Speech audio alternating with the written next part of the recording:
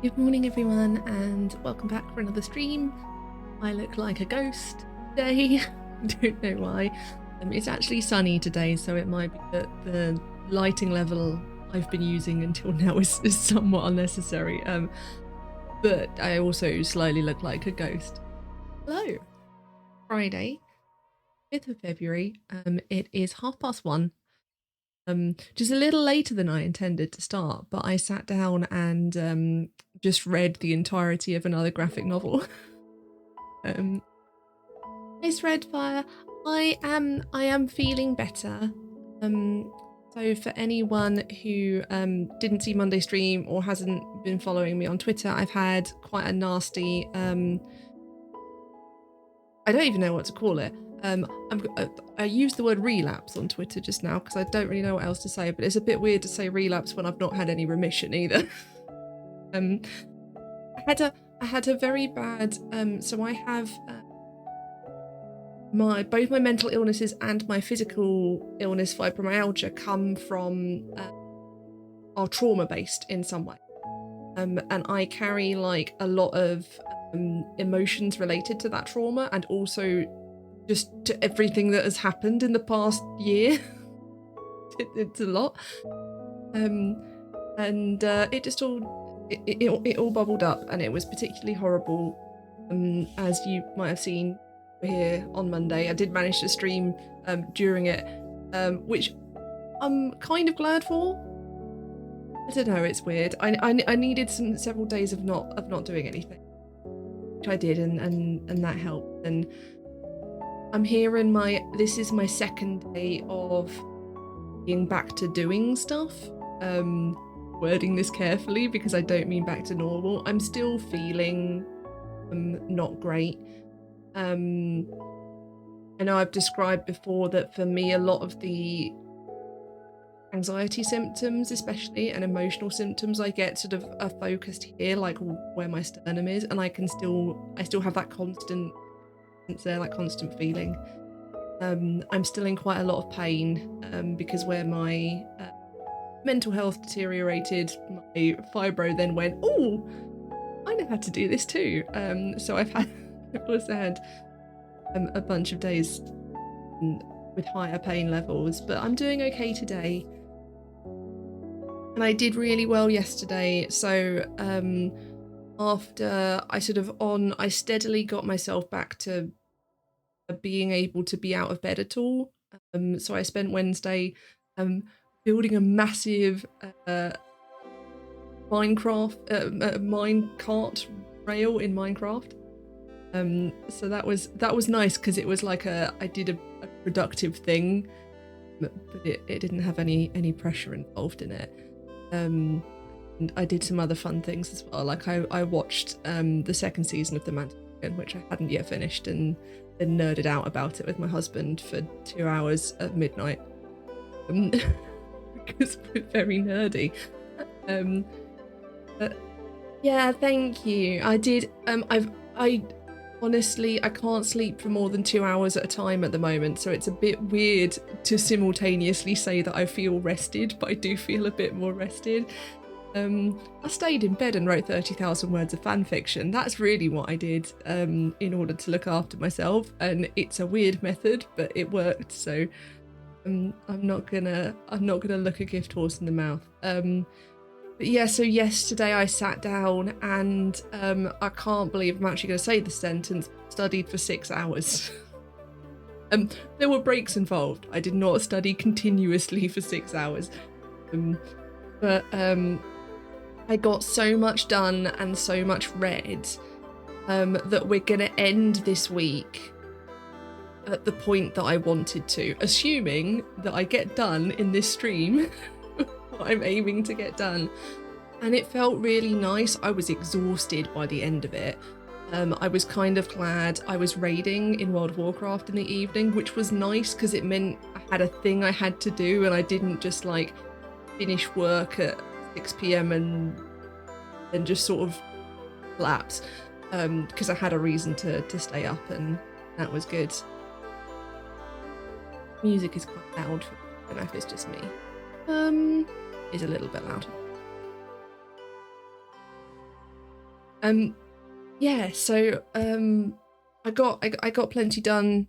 I felt good about doing it. I did manage to enjoy it, which was really nice. I read 3 books. So this is, if you're newer to the stream, the people who've been here for like a few months will have seen my working patterns during my master's dissertation. This is very often what happens. I think it's partly the natural way that I work, and it's also partly the way I work around my illnesses, is that I will very often be super ill for a while and then do everything. Then I will, and then I'll just sort of go back into a like slightly more normality for a bit, and I binge work late. And that is something I've always done with all sorts of writing, with all sorts of studying. And I think it's something that I'm still learning to lean into and to accept. That's one of the things that, so I have an academic mentor who works with me an hour a week. And one of the things she's been amazing about is helping me like see that as a not a negative thing. Because obviously when you get this image of PhD students in your head, you see like a person who goes into campus 9 to 5 every day of the week, is rigorously studying in the library, constantly researching and working on things. PhD is for nerds. Wow, you can go. Bye. Like, even if that was a joke, not funny. So it's not a joke. Also, yes, I am a nerd, and being a nerd is pretty cool, actually. Yeah, so you have that image of the PhD student working like steadily and constantly, and you're like, you get talked to a lot about making sure that you do schedule things out so that you have like a good steady level of what you're working on and that sort of thing. And I don't do that. Nope, doesn't work. Which does mean that it makes it really hard to tell anyone how long it's going to take me to do something. Because, for example, this write-up I'm working on now, I think is going to end up taking me about a month. But of that month, it will probably take me a week, which is or a week or 2. But it's just the way I work, and I think if I worked steadily and slowly, it would probably still take me a month, because I wouldn't do what I did yesterday and read 2 200-page critical books and a 400-page graphic novel, and do an hour of mentoring. And I did some admin stuff as well. I paid my tuition fees yesterday. That was a fun gaping hole in my bank account. I did my self-assessment for the researcher development program, which is basically just me. Anyone who's ever done any kind of career assessment at work or that sort of thing, it is very much like that. It's a form where you rate yourself in different things. So that could be something like the one that I rated myself lowest springs to mind first. Being able to speak confidently in defense of your research is one of them. Being able to organize research materials is another. Self-managing personal deadlines and that sort of thing. It's all based on this. There's a diagram for it, which I think is commonly used here in the UK. I don't know if it's used elsewhere. That's 4 different major categories of things that you're meant to. I'll pull it up and then I'll be able to describe it to you. But basically, the idea is that you're measured in all 4 of these categories then have subcategories within them. I'm not going to be able to show you this because I've not got that stuff set. And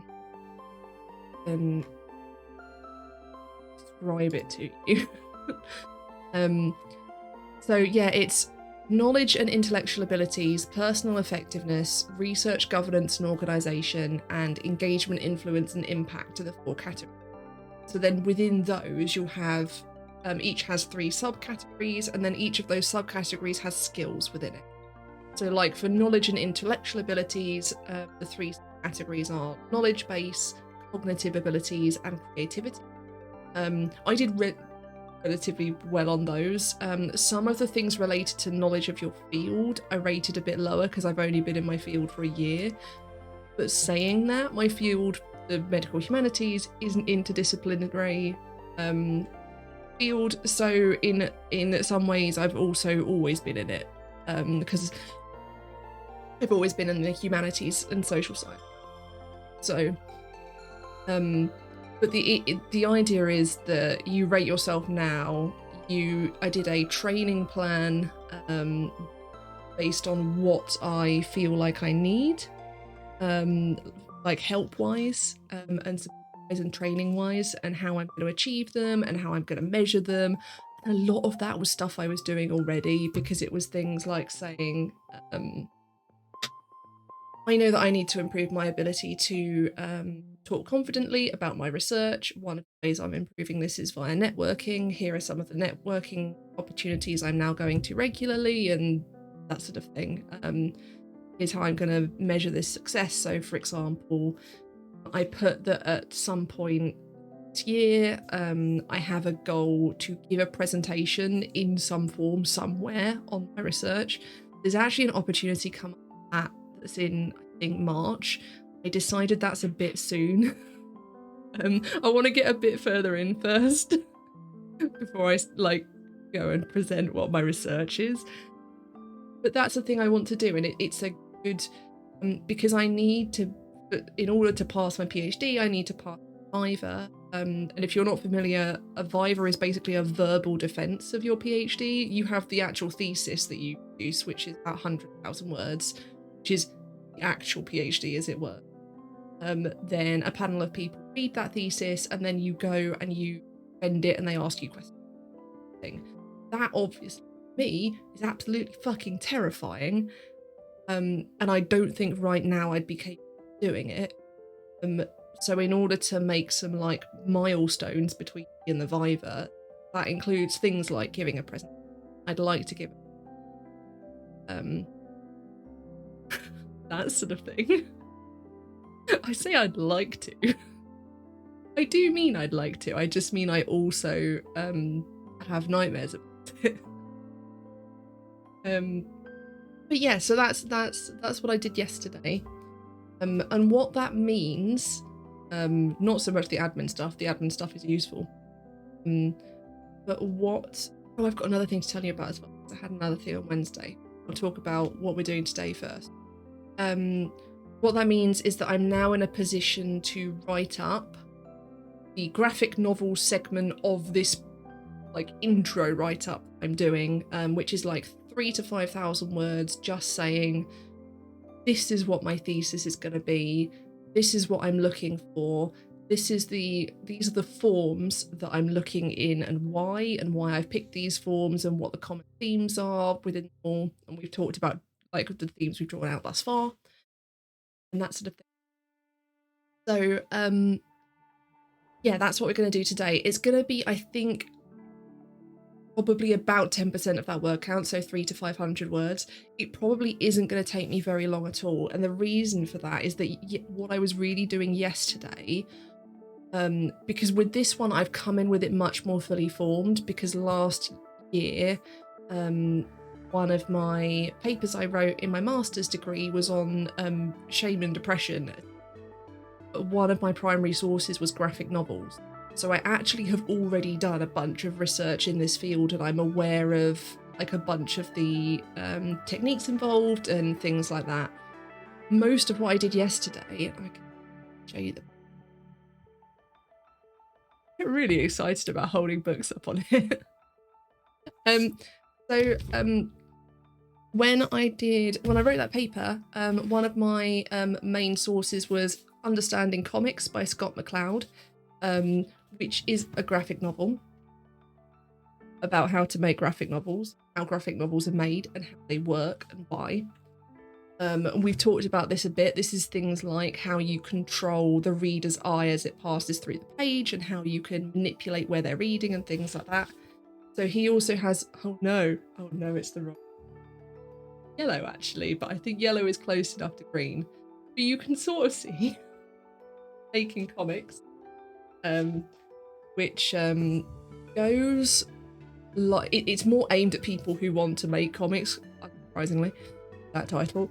But it goes into some things in a bit more detail and some things in a bit less detail. So like those two books together are a really good resource.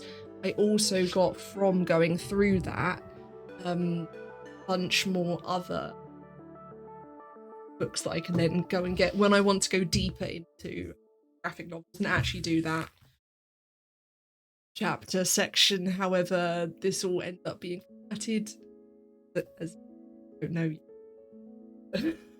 But then, and that's part of what the write-up is to achieve, is that I can then be like, oh wow, actually my chapters really need to be by theme. So rather than going chapter 1 graphic novels, chapter 2 video game, I actually go chapter 1 disabled senses of time, chapter 2 immersion. Just trying to think of like any of my themes. And hopefully that will make itself clearer, or I'll have a basis from which my supervisor and I can then work out what my structure should be. Because obviously I can't really start fully working on it. I know what the chapters. So then I also read, this is also yellow, so sorry that you can't see this well. This is the Graphic Medicine Manifesto. In fact, this one's green, so this is even worse. And this is really cool. I don't know what I expected when I bought this, because I just bought it because my supervisor, she went, this is really good, and I went, cool, I'll buy it. And it's by a bunch of people involved in graphic medicine, and it's a variety of people. So there are doctors who do comics, there are like other researchers, there's someone who's actually a like Anglo-Saxon researcher but also does stuff with comics, and it's really exciting to read. I really want to read it in more detail, because this and making comics I skimmed, because what I was doing was going through quotes that back up the things that I already know. So for example, one of the things about representing the embodied experience of living any illness, but especially mental, is that it can be really contradictory. You can simultaneously feel many things that don't make sense together, and that can be a real core of the experience, especially in of like the perception of reality. For example, with anxiety, perceiving things as a threat, even though you know logically they're not, and having the emotional, physical reaction, even though you logically know that that thing is unlikely to happen. Or any sort of hallucination, some psychosis, anything that like messes with the perception of reality and gives you multiple simultaneous perceptions of reality. I think that's really interesting, and I found a quote for that, which is from the Manifesto, which is, graphic medicine resists the notion of the universal patient, vividly represents multiple subjects with valid and at times conflicting points of view and experiences. So I've pulled out a bunch of quotes like that. So a lot of what we're going to be doing in the write-up today is not really writing something that I don't already have in my head and in here. It's just sort of people. And the other thing I read, not forgotten about the other thing I haven't told you, is I read the entirety of Solutions and Other Problems.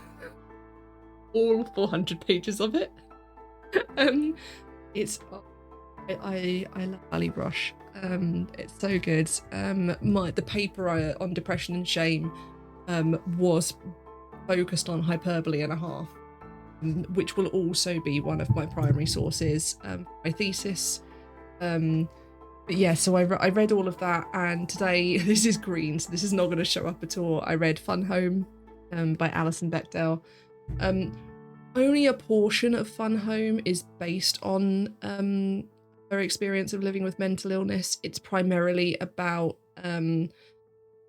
family trauma, but it's pioneering of its time in terms of taking orthophotography and putting it into graphic novels. So it's a good one to have as a thing that I have read, and it turned out I'd actually read the entire bit about mental illness in it already, because in a course that my supervisor taught. Also, please pardon that I've got it's on my shirt. I wasn't a very functional human being when I got up. But yeah, and that's basically all of the graphic novels that I have here now, but I also got especially from the Graphic Medicine Manifesto, I got several more references to very focused on mental illness comics. I got some quotes from making comics about how you might articulate mental illness, and there was a direct quote there. Something I need to discover is what the standard is for quoting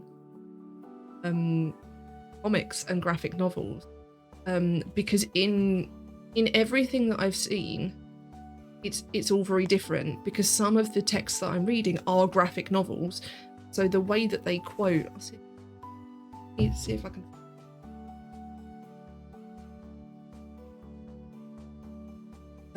You're not going to be able to see it very clearly, so you can sort of see there's multiple panels. This panel here is from a different comic, and this is effectively a quotation or a figure that Mcleod is using.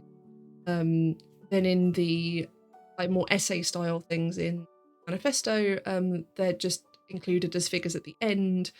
Quite a lot of them end with, and here's several pages of a comic that I think really shows what I've been talking about and that sort of thing. So generally, it seems to be the case that you quote them by using the image.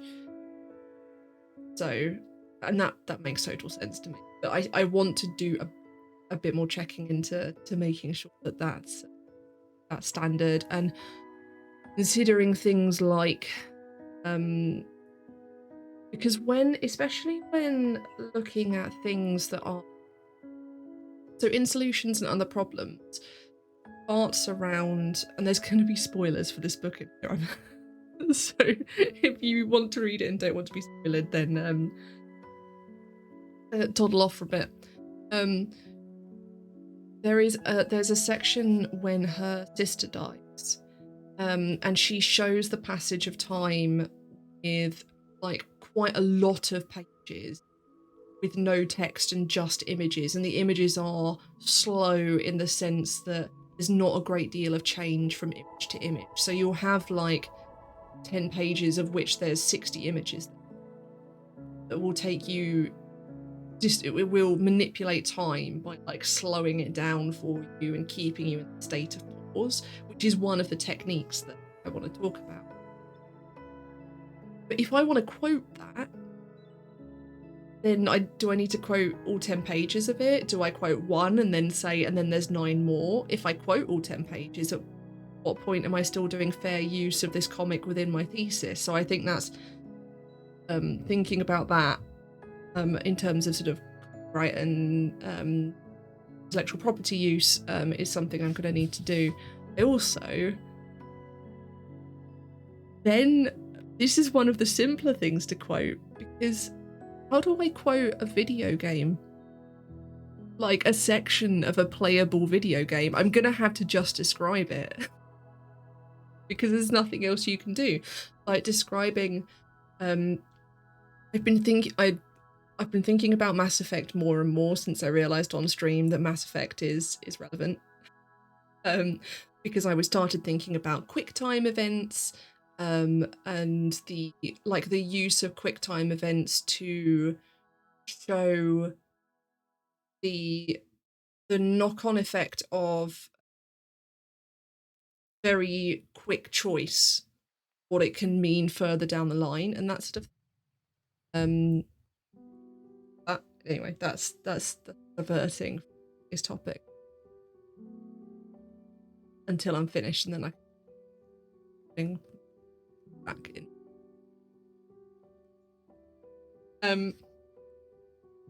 So that's what we're going to do today. I will very quickly, before I get to working, talk about the other thing that I did on Wednesday, and one of the reasons that I needed to get myself out of bed is I had a meeting with a new disability advisor at university. So thus far, my disability advisor has been mental illness focused. Because I now have a diagnosed physical illness. Obviously, I've had it for over 10 years, but now it's actually diagnosed and we know what it is, and I can, request appropriate help. I went to see someone who is more specialised in that, and we had, he was amazing. I've not yet, if you're a student and you are having trouble with anything, go to your support and wellbeing service, because I've never met someone bad. And I don't just mean I've never met someone bad. I mean, I've never met someone in one of these services who wasn't utterly. And yeah, I can't recommend.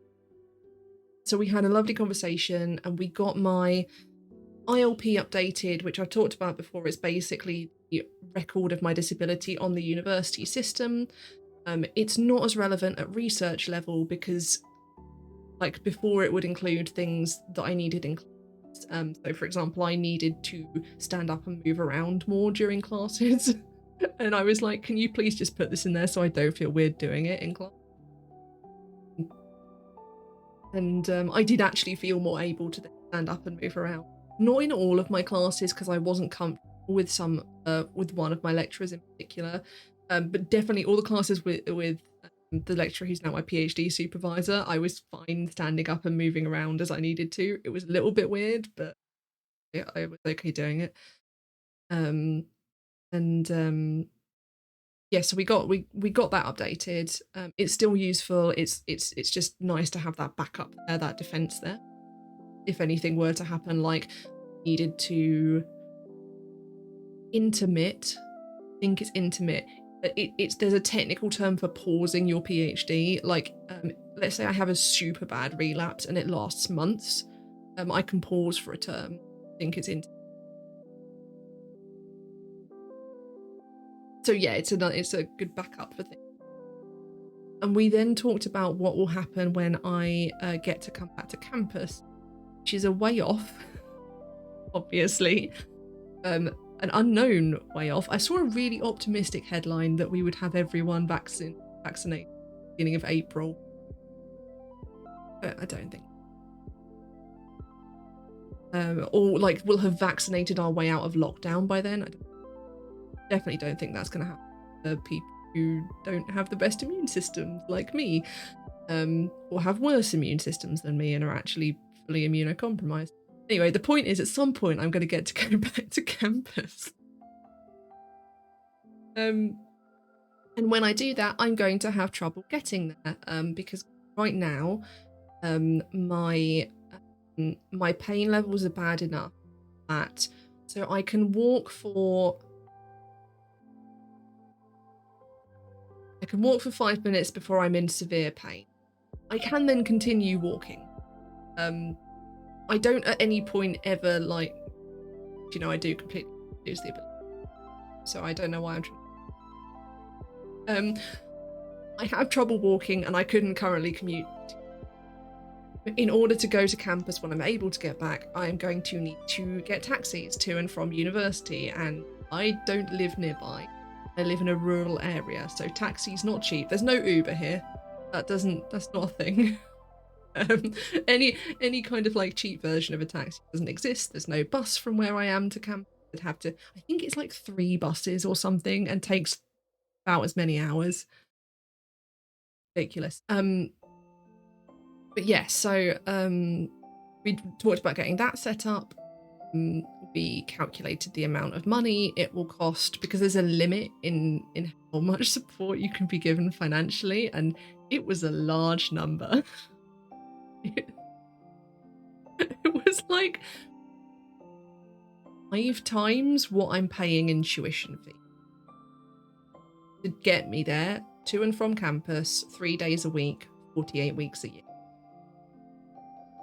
So that was terrifying. But we did talk about it, and I have got it.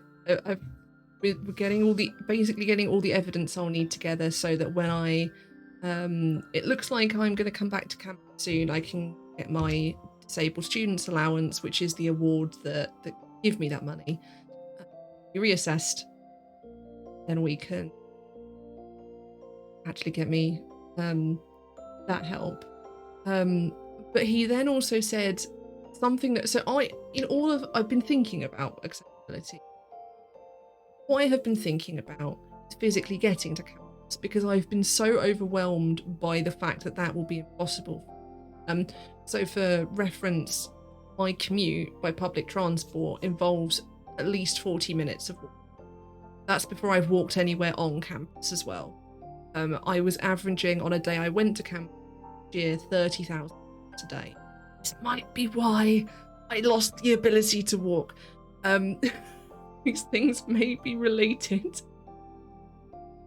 In my defense, I wasn't aware that walking was making it worse. Normally, when you have chronic pain in your back and legs, you need to be moving, and all of the advice I had was to keep moving.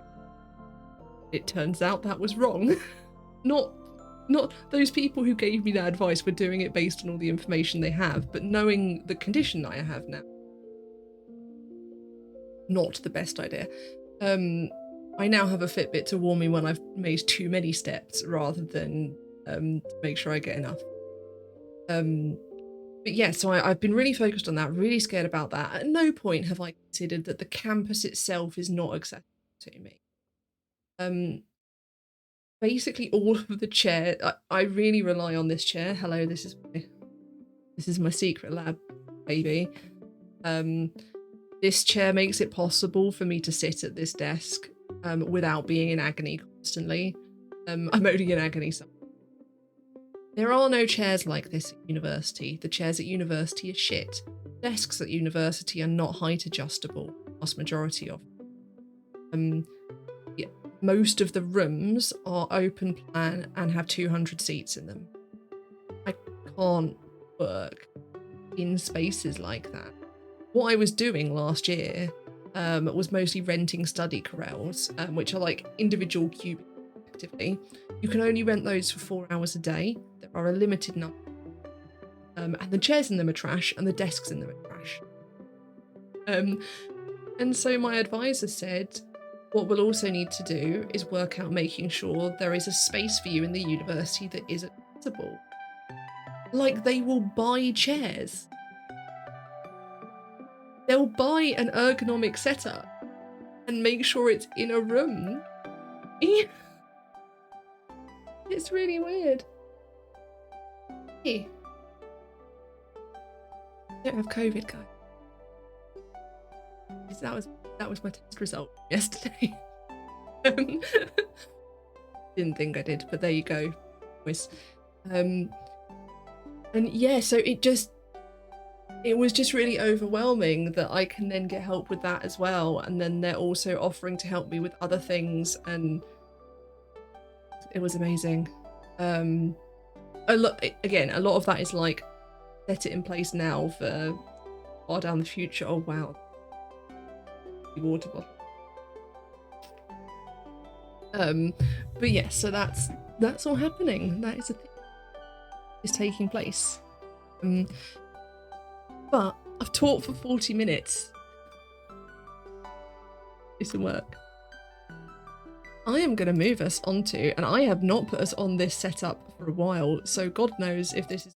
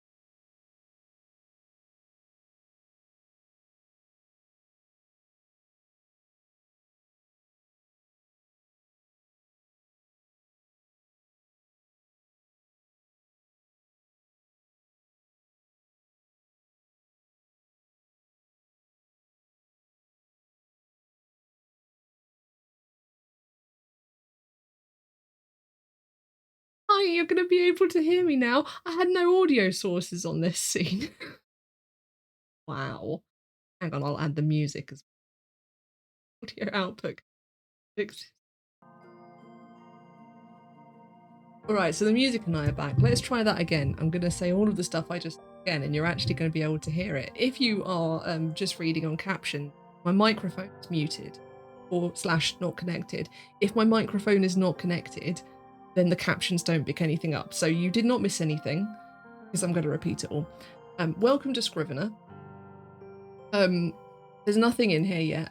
We're going to put stuff in here once I know what the structure of the PhD is, because there's no point until then. I'm just going to put initial write-up here. I also wanted to say I've made some adjustments to my noise gate. This is a bit of a test today. I was dropping out when I was talking at points, and that was causing problems with the captions. This does mean you might hear more of my rigorous typing on my extremely clicky mechanical keyboard. I'm actually looking at getting a second keyboard for when my hands want flatter keyboard. I've talked about this before. I'm actually just going to do it. And so bear with me if there's a bit of sound weirdness today. I'm going to go back over today's VOD probably next week. Sure, okay. Remember to put that on a list as well. Yeah, so what I'd planned to do was initially just do a bullet point. So I'm just going to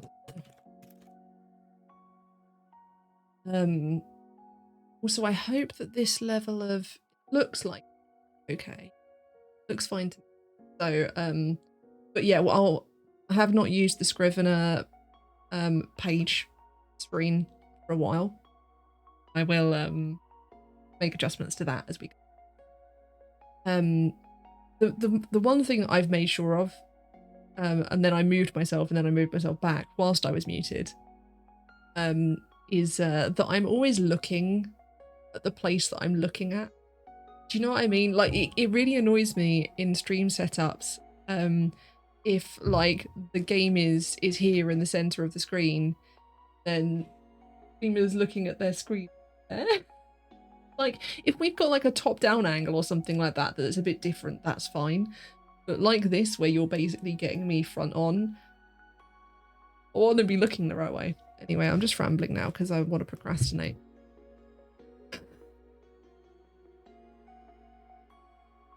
So yeah, I think what we'll do is we will make some notes first of all in bullet point form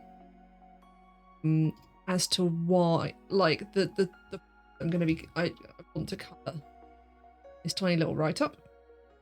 So I'm gonna go through because I've got my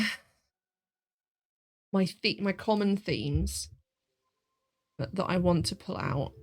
And I know that all of these are. So I've got the multi-sensory nature. I'm going to come back and put. I've got citations for these.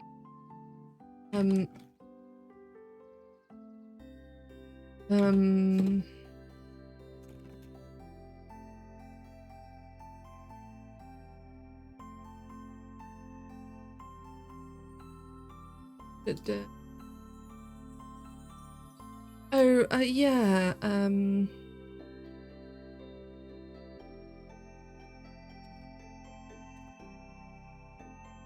There's that. So let's come in first of all, and I know I. Wait.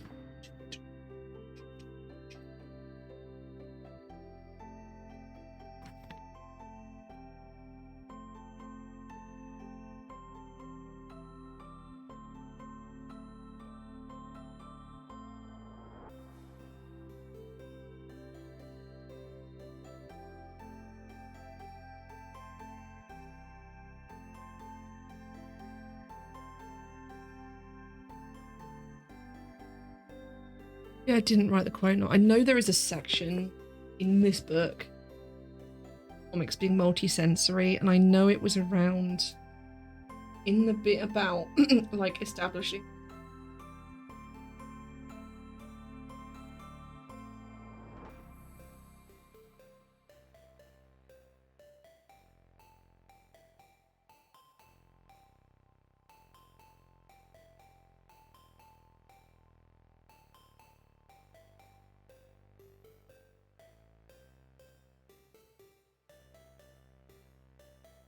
Yeah.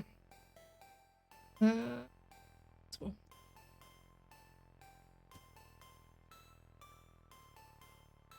I've got this book open now. Ref.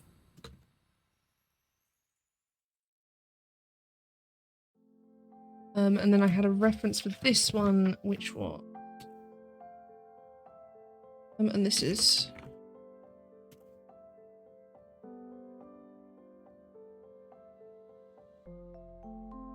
And I had one from.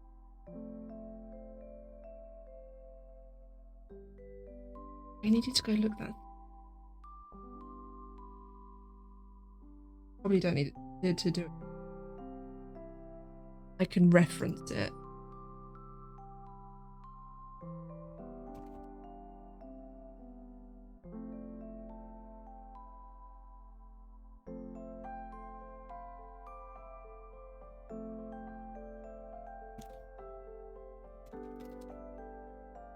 It looks like you are getting some of my typing. I've fiercely ridiculous.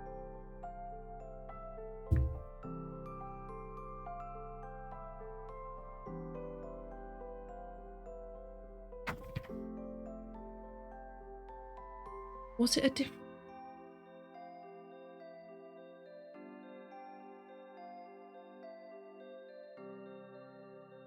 Oh yeah. I didn't. What page numbers these are on? So I wanna consider. I might just mention.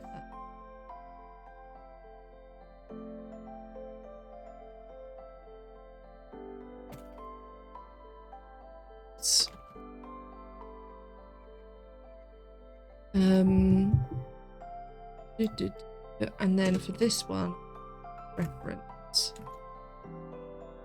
Gosh.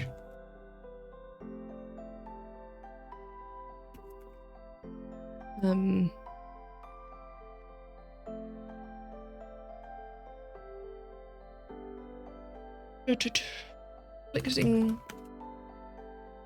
experiences, and that one. One we talked about a moment ago.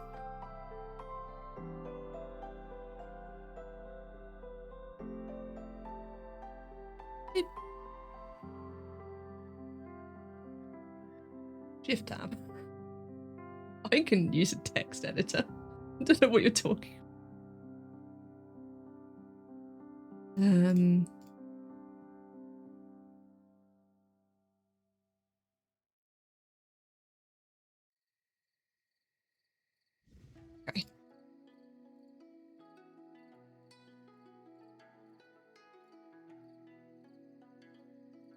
There's this concept that's through a lot of theory I've been reading of the idea that you are creating an iconography of illness, and that iconography is unique to your experience, and it's part of the extension of that embodied experience. And I know that's in basically everything. Even going to bother putting a citation for it. I'm not necessarily going to use all of these citations, by the way, because otherwise you can see that this 300 to 500 word couple of paragraphs would be like 50% citation. Oh, there's a really injection of self, and then there's the technical manipulation of reader's eye. Temporal distortion we've already got.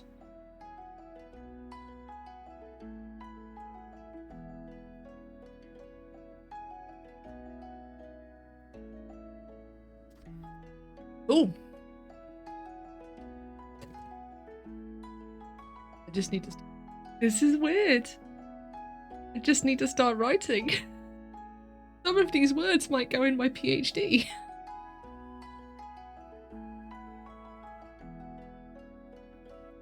Right, we can do this. I need to find a start. Once I start, the entire rest of the paragraph is just going to fall out of me, because all of the stuff I need is there. But I always find this, that like that first couple of sentences, that's the hard thing to get. And once you've gotten that, you're okay. You've not met my mysterious disappearing water bottle. A green water bottle. Like, actually, it just looks like the water bottle is in a comic. So I'll take it. Alright.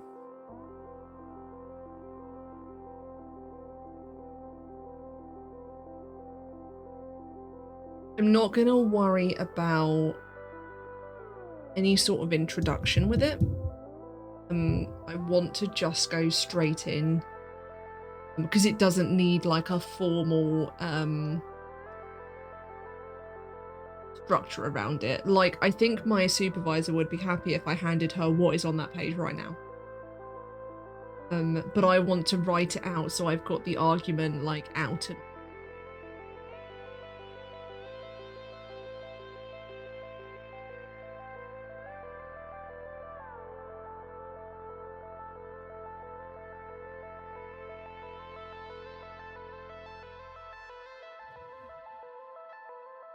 There's this quote I keep coming back to. I want to get it open. Look. This quote I keep coming back to as a starting point about the pitfall. The book fell open.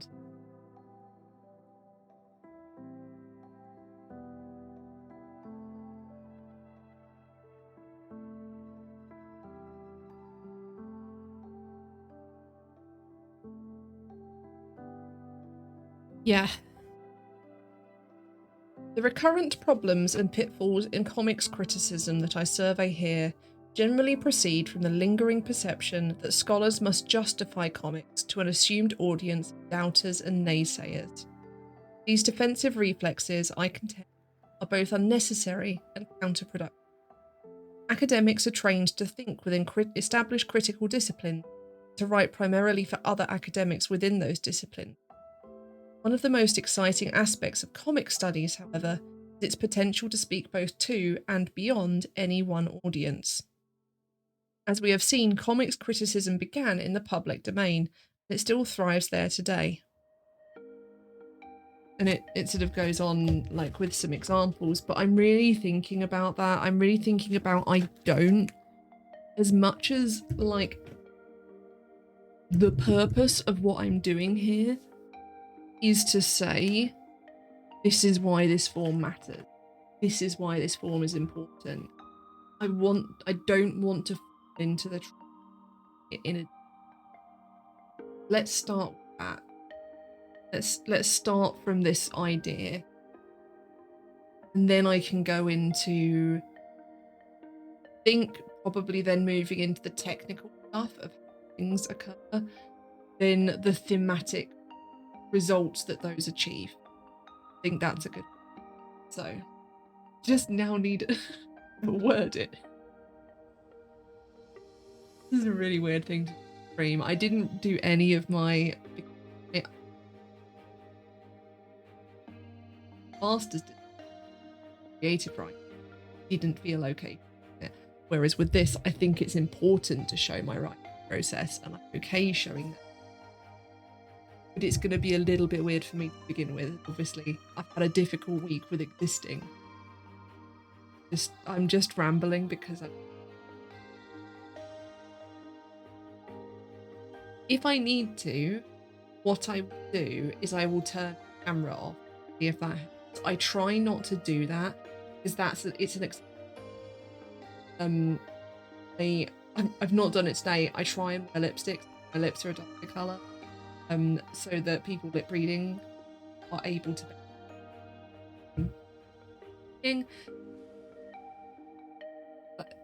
It might be that I just realised I spelled humour in the American. It might be that ends up being attacked. So we'll see if I can get the sentence. Shut up.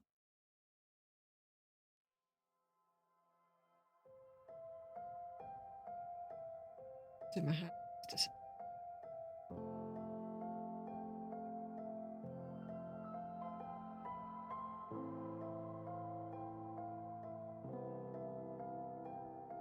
With your typing word.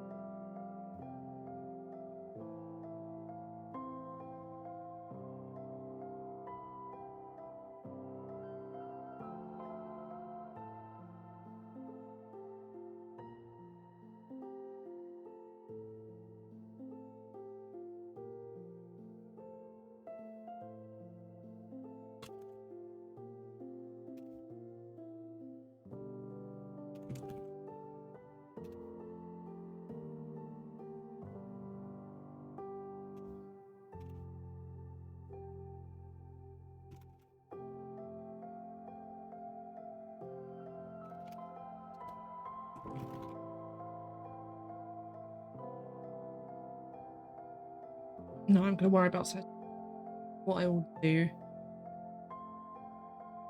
Well, I like that. Ugh. Different.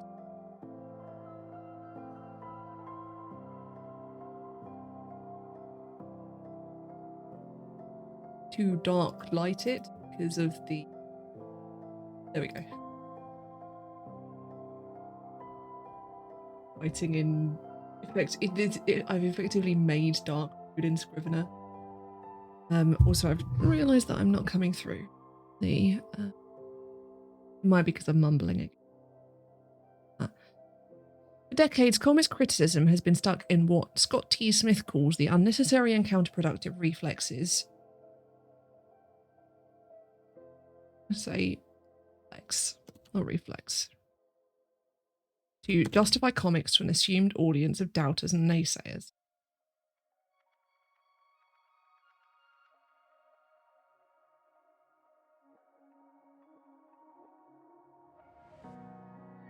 This comes not only from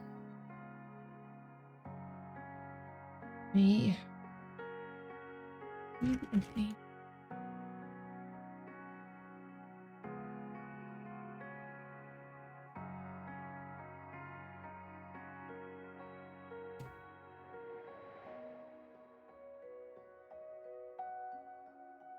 Okay, this is working. Words are happening.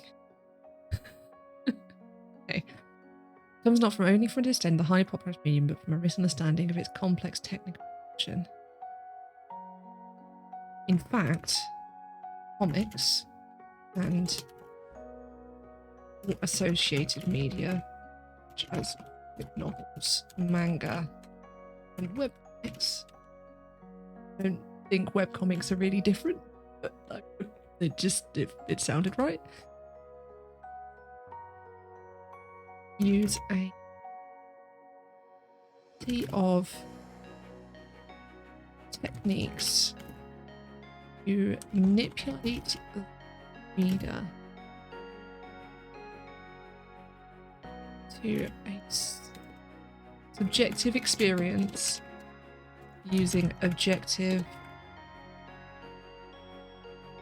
I want to say machinery, methods.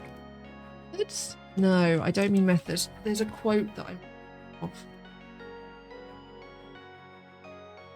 Create a new knowledge combining subjective feelings and perceptions with the objective representations.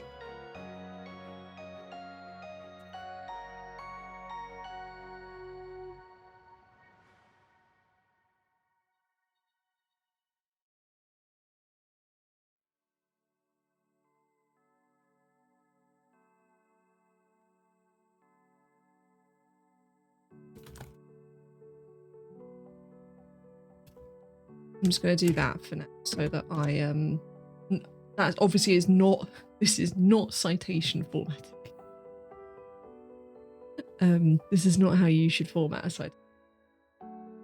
But then I'm also not, I don't need to cite this write-up properly.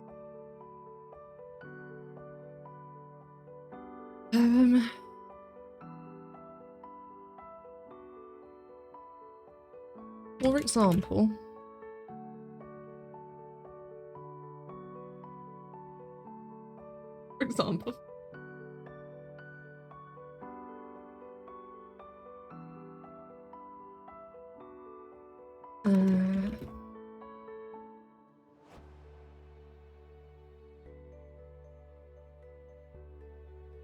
describes comic of comics as a stream of 5 choices.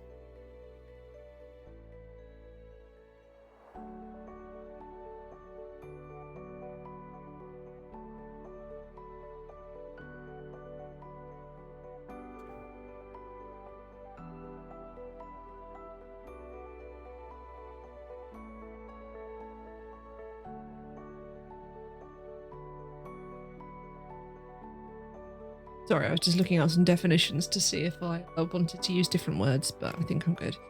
Comic artist Scott Mcleod describes the creation of comics as a stream of 5 choices.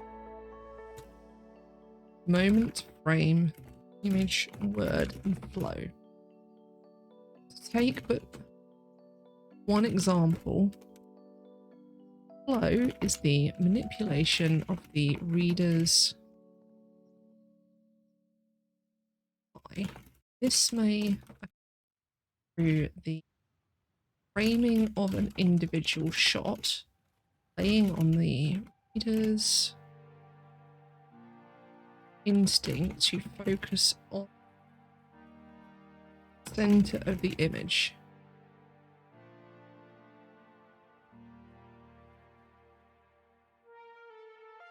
And choosing what is placed therein. Something from the, I want to talk about the use of panels and gutters, arrangement of panels and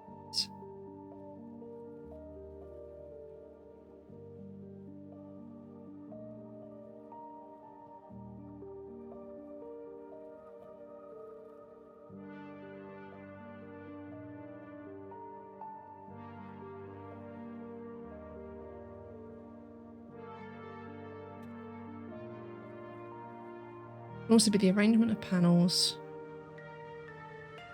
in or conflict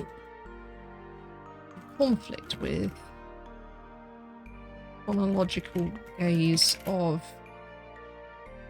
left to right to down or right to left in some cultures, because up to down is standard in some, I know it's in some Asian languages. I know Japanese goes what we would consider backwards, what I would consider, but I don't know which is exactly it is. A manipulation further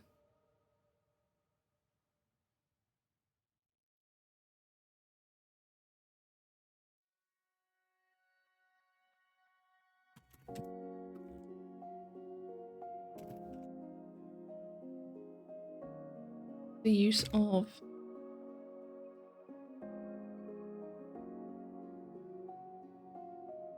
bleed is when it's in here.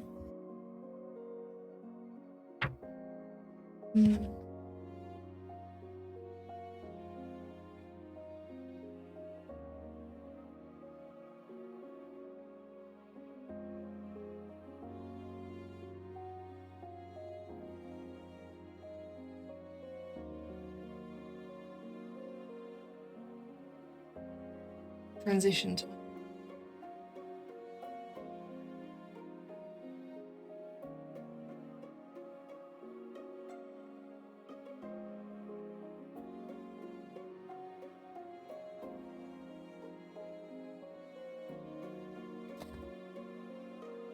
Bleed.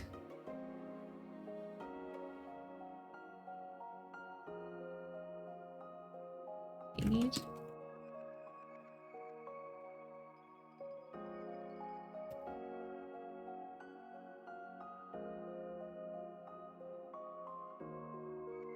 Or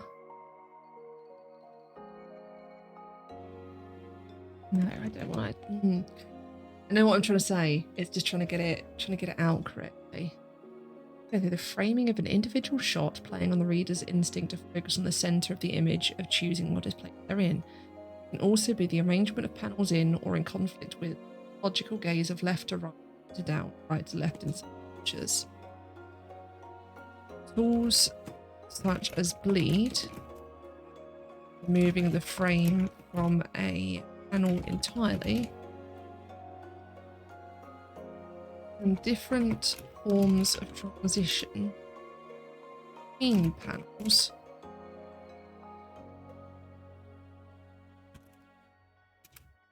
Aspect of some of the others. Don't remember more.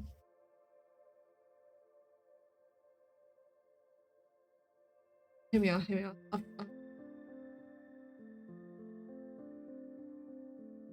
Subject to subject. Will do. So, panel transition is where it's the relationship between what you're showing in one panel and what you're showing in the next panel. So, if, for example, like the really simple example, subject to subject, is two people having a conversation, and in one panel you'll see one person talking, and in the next panel you'll see the other person. Aspect to aspect would be, for example, showing a football field, and in the first panel you show one of the goals, and in the second panel you show the midline, and in the third panel you show the other goal.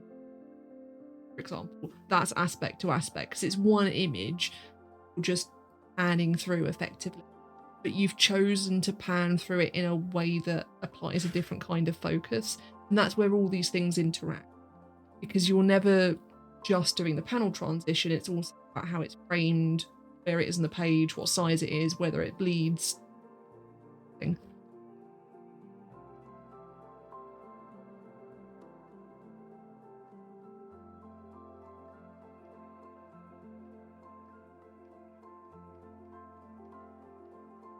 Such a bleed, different forms of transition further add complexity to this extensive work to create, to guide, this is a paragraph, guide the reader and persuade them to care. Seeing.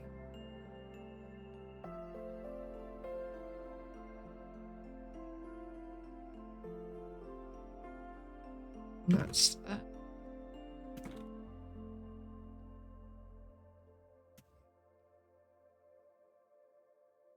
Getting there. It's coming together. Once I've done this, I'm done. By the way, I've got I have notes to type up, but it. Very excited to be done. Both because I'm very tired because I think I slept for about 4 hours, but also to know that I've come through this shitty, horrible fucker of a week, and there's a whole paragraph. Look, that's 300. Because I mean, this is being included in the word count. What's up here, but it's not very much. Okay, we can do this. We can do this. I just need to go on.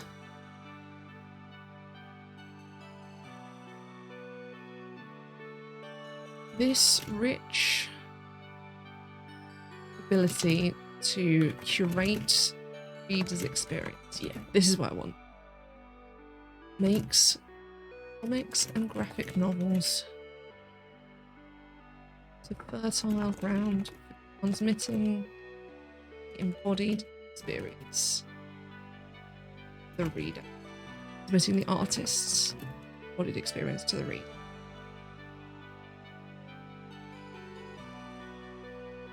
Through these techniques and more, comics artists are able to represent conflicting experiences.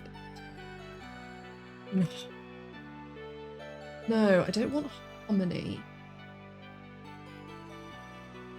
I don't quite mean unison either. But it's something along. Help me, Thesaurus.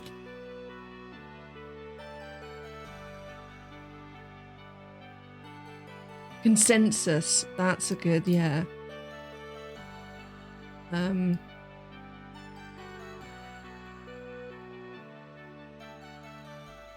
that, yeah, I think I highlighted it and then unhighlighted it. Cool.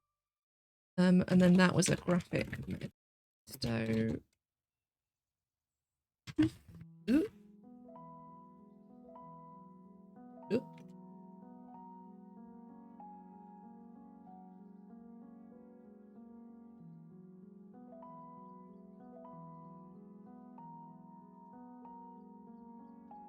This is invaluable when particularly attempting to convey the lived experience of mental illness, which is often characterized by a conflict in perception of reality, be it body, mind's perception of a threat in anxiety-based illnesses, or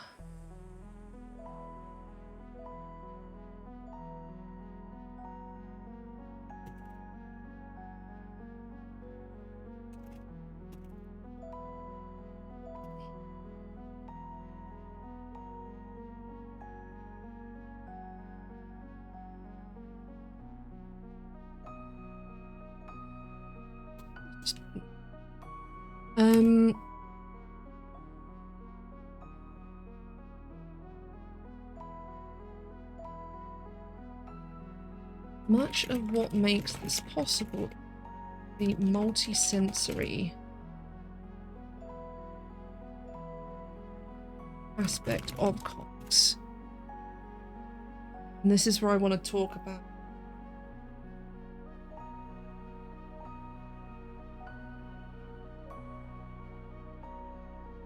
and the construction of a unique iconography. I can spell experience. Unique iconography of experience.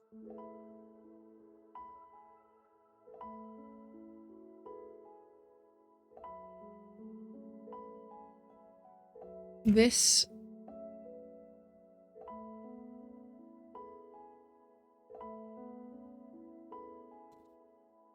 in doing so, the list is creating new knowledge, subjective things with the objective, and that's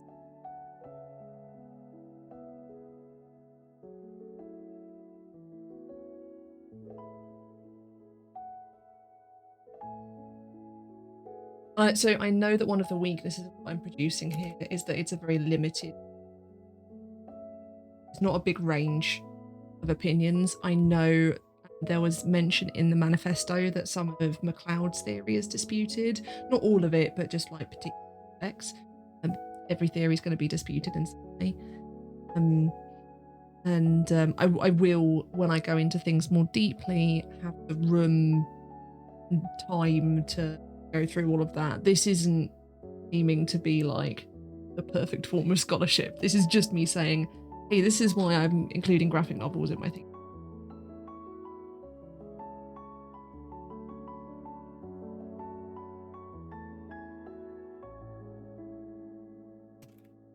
Oh, no, I don't want you to be highlighted anymore. They are holding the world of their embodied experience.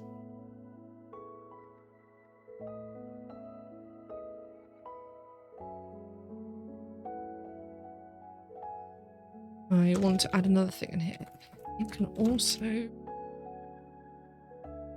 Comics are also skillfully able to navigate the question of temporal continuity or distortion, representing script time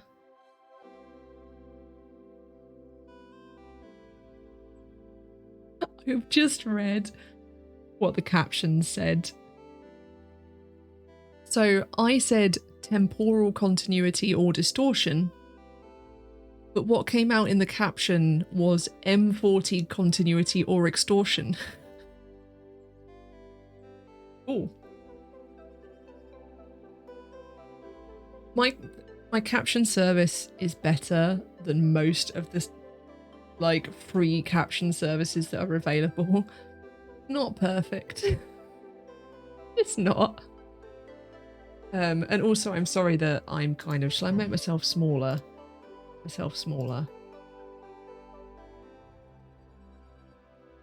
Now I'm dinky and you can almost see all of what we don't need to see of my arm.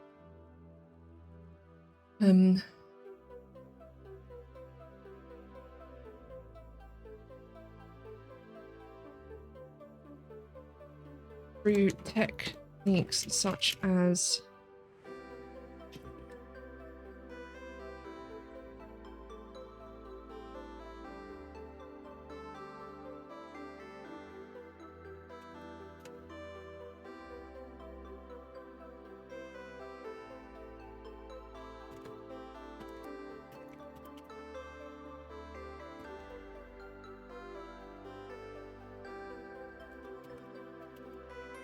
where is it in the book? That's a question. I did not take notes when I was reading Solutions and Other Problems. I know the exact bit I mean.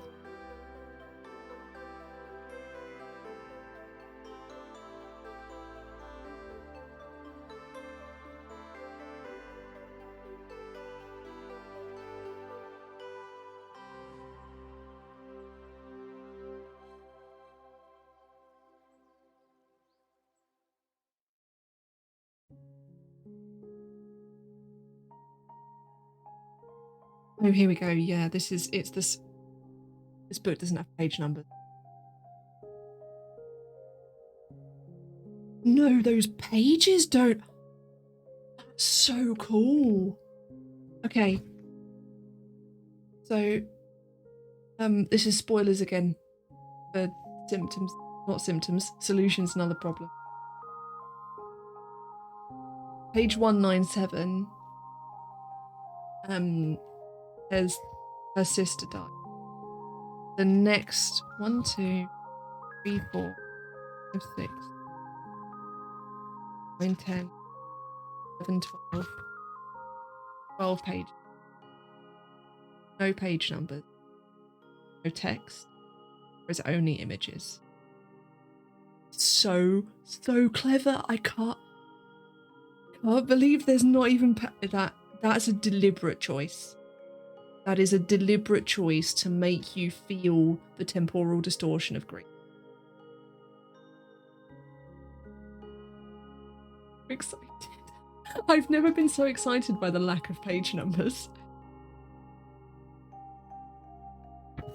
Okay. Pages to 209. Following the reveal of his sister's abrupt death by suicide, page 197, the comic goes into a dozen pages that lack any text whatsoever, showing only a collection of images of Josh and her sister, young children.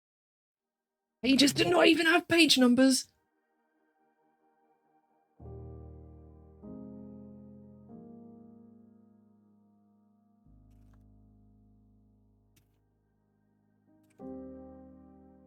Indicating a deliberate choice to sever the reader from temporal continuity, trapping them in the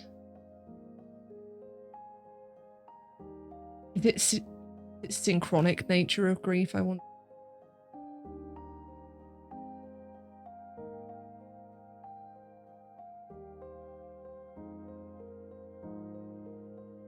But it's not just synchronic, because it's like a single moment of all of the past. I really need to look into this reference, the diachronic and synchronic concept. Deliberate choice to sever the readers from temporal continuity, trapping them in the non-temporal experience of grief.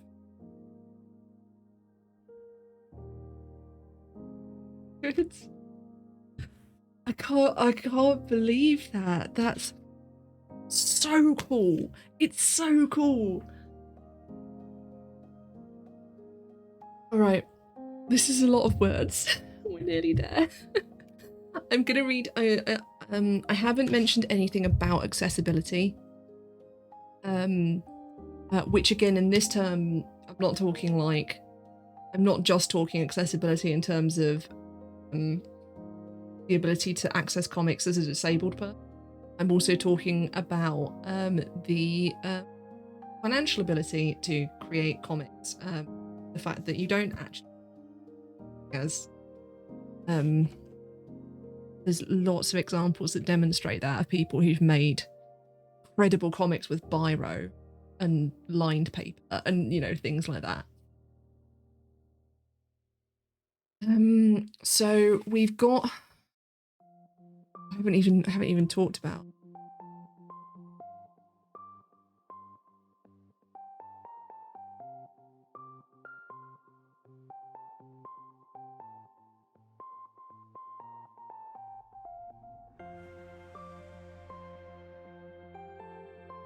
I've got too many points to make. I don't necessarily need to make all of them.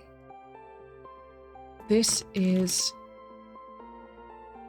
made all the more immersive by her childlike drawing style, plays on the cartoon's ability to cause a reader to see themselves in the page rather than another person. And that is a reference to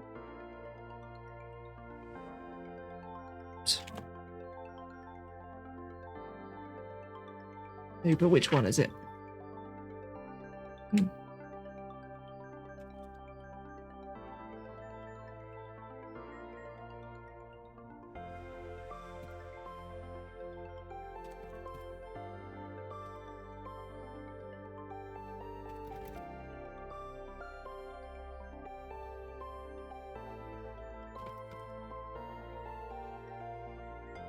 Okay.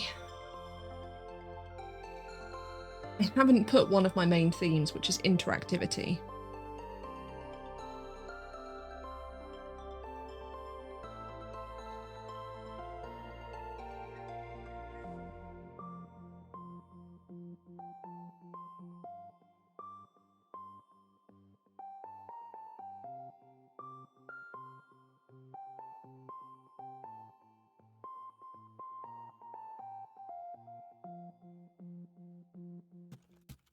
I just want to get the word interactive in somewhere. So I've done multisensory, I've done temporal continuity. I don't think I'm going to talk about the space for wellness with an illness here. I don't think I need to do. Talked about technical read learn. That I've done that. I've done that.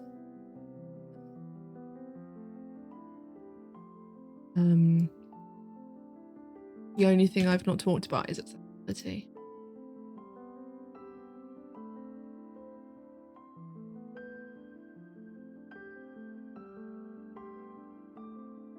And such an iconographic creation is not restricted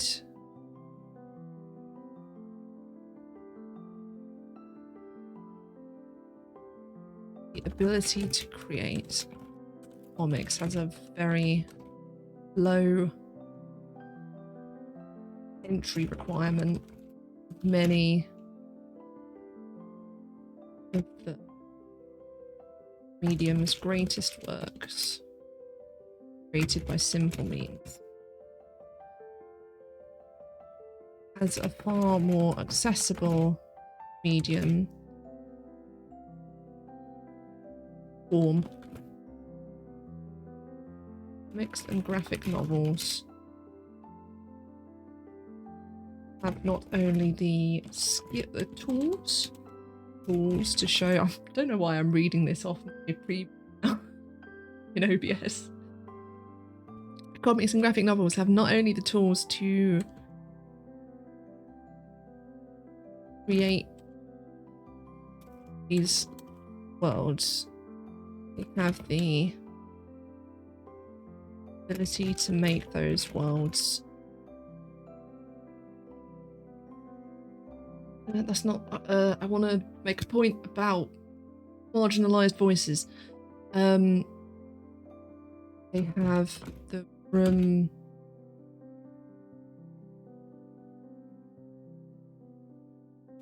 And a far more open, more voices to.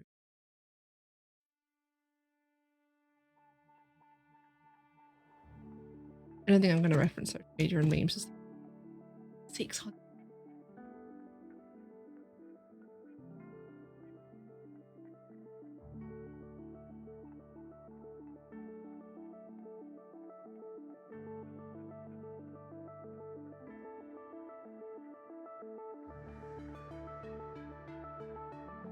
The captions.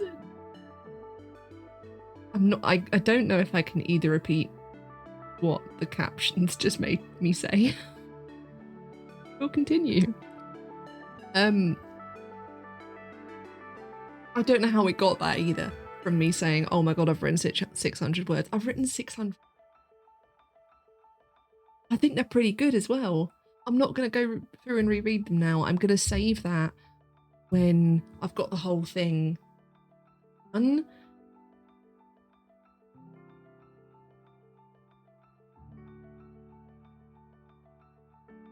Done it. I've done one of them. Finished. You know what I'm going to do whilst, just so we can really see what else is coming up, what is done, because obviously I show you in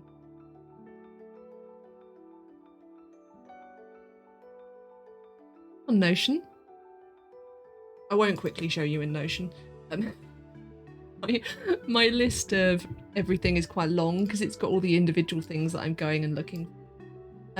So what I'm going to do in here is I'm going to put my other forms.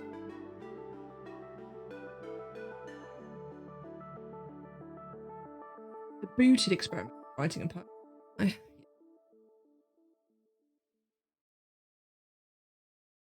Visual novels, first person, video games.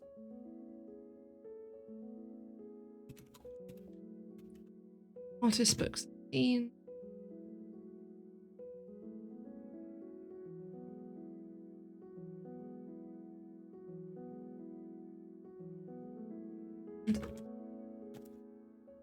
don't know,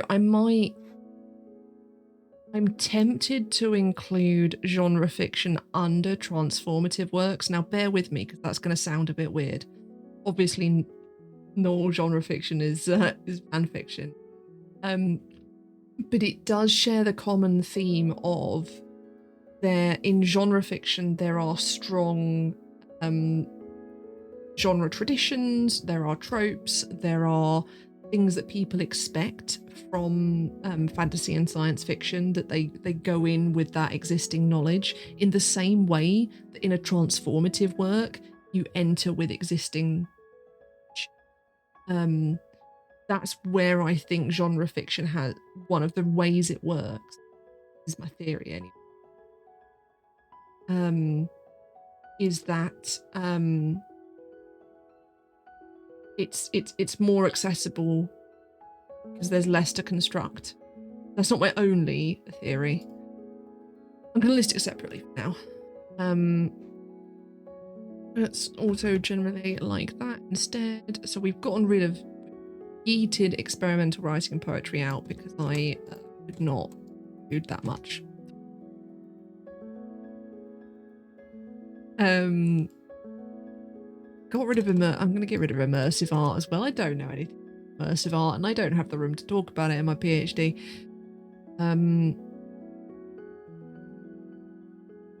I think some of these aren't whole chapters. I can see graphic novels constituting a whole chapter. I can see interactive and visual novels and video games and artist books and zines all constituting whole chapters themselves. But role-playing games is kind of like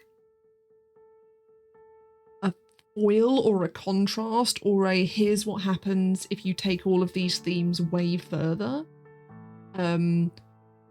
Like in a kind of concluding sort of way rather than in a forming the basis of the thesis way. I don't know if that makes sense. But I'm going to leave it like that for now, but that's nice because as I go on and continue to build this out and see how much of it's done.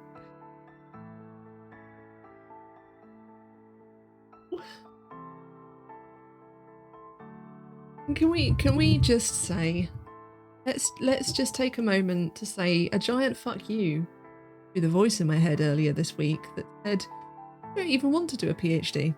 You're not excited about it. You're not interested, really. You, voice in my head, you are wrong." I'm so happy right now. I'm also really tired. My back is hurting. My hands are hurting. And I need to not be in this room. It's too warm. I wrote that. And yeah, every time I achieve something, I'm gonna fucking cry. Welcome to my stream. I had a really, really bad week. I had a really bad week. I didn't want to exist.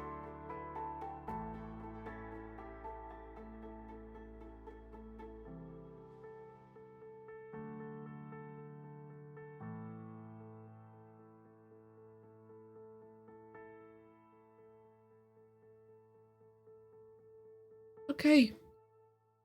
So, the one other thing I want to do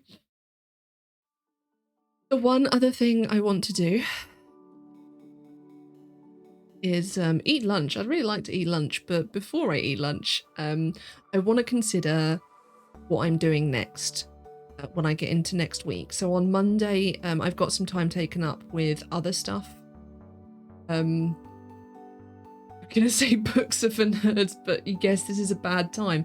Also a weird thing to come into someone's stream and say first up. So maybe don't. Yeah, so I need to focus on one and get it out, and then focus on another and get it out. I think I've done the most work on transformative work, so I'm going to finish that one first, get that out. I've got some stuff for interactive and visual novels, so maybe we could try and get like the transformative works one written next week, and then like the stuff pulled together, interactive and visual novel, because if I do one a week, it'll take me 2 months. So at some point I've got to do multiple ones. I could probably do the role-playing games bit really quickly and easily, because I've done all of the research already from my dissertation, so I can probably very easily pull those arguments together. So maybe that's a good one on a day where I want to feel that I've got some more stuff done, knock that out.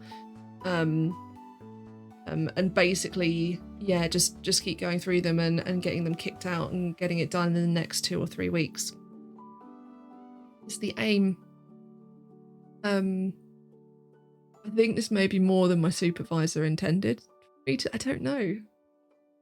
So I've done 600 words here.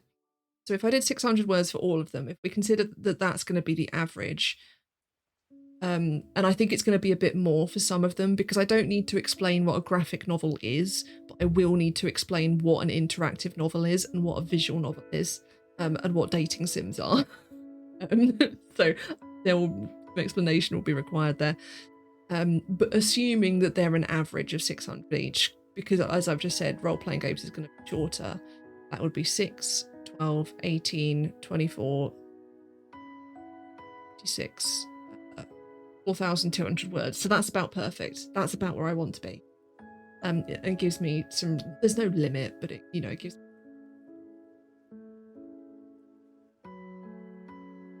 I think that's, we did a thing. We did a thing. Go over to this.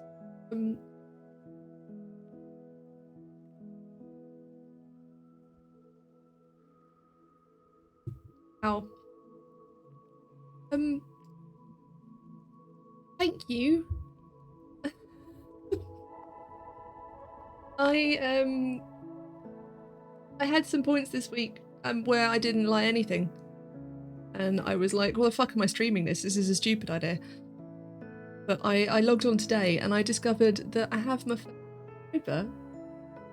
I had subscribers before when I was streaming games like a few years ago, but like 3, and one of them was my husband and one of them was my brother. But I want to say thank you, Addie, for subscribing. This. You're wonderful, and I really appreciate it, and I really appreciate all the support this is. I do one day I'd love to aspire to a schedule, and I don't have one. I don't know what next week is going to be like. I know I won't be streaming on Monday. I think it's actually unlikely that I'm going to stream on Tuesday, because one of the treatments that I'm doing for my fibro is starting, and whilst it's not super intensive, it's Tai Chi. It will involve me going and doing a thing that I've not done before with people I don't know. It's on Zoom. I won't be on video, but it will be very intense for me, I suspect. I think what I'm likely to do next week is Wednesday and Friday. 2 a week seems actually to be like what I'm actually sustaining.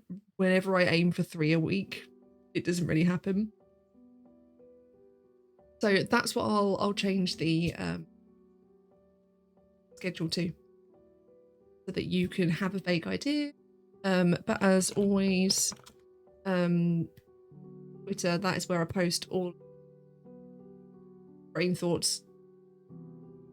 Way everyone uses Twitter. It's where you will find updates if I'm not able to be here, or if I'm streaming at a weird time, or yeah, thank you all so much. I can't believe I got all of that written. Didn't know if when I woke up this morning, didn't think to do it because I'd slept so bad. So thank you for coming. Thank you people who asked how I was. It was lovely.